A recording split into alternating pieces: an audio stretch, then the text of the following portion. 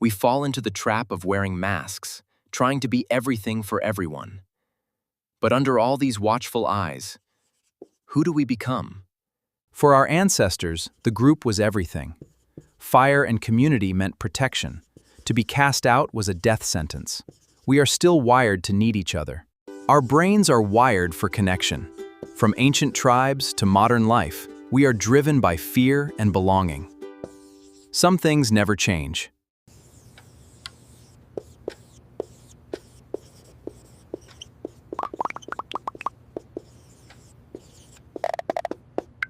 When we look in the mirror, we don't just see ourselves, we see a chaotic reflection of everyone's expectations, their harsh judgments, and their dynamic praise, leaving us wondering who we truly are. We all wear masks to hide who we are.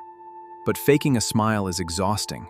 Behind the performance, the true self fades. Who are you when no one is watching?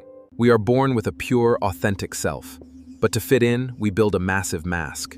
It grows more detailed, heavy every day, until the true self completely disappears. Conformity is the jailer of freedom and the enemy of growth. For it takes no effort to go with the crowd, but it takes great courage to stand alone. We think we are in control until we realize how many strings are pulling us. True freedom begins when we let them go. For too long, we are held by strings, bound by the need for outside approval. But true freedom begins when we cut them and finally walk on our own. True freedom begins when we drop the masks we wear to please the world, break the chains of expectation, and step into your own light.